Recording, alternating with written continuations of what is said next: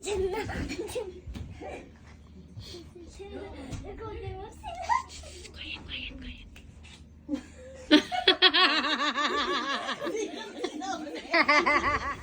kumat mo.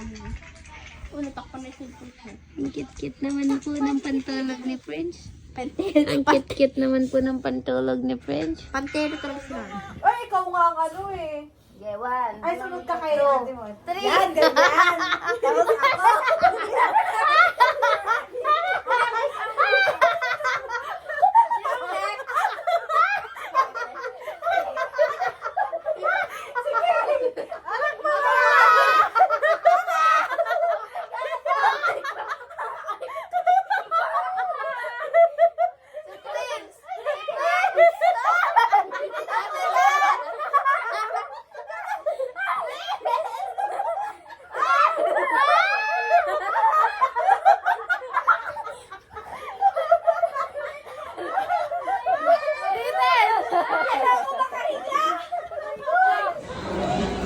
Pakita natin kay Daddy. Harap mo. Sige na. Ayaw mo na.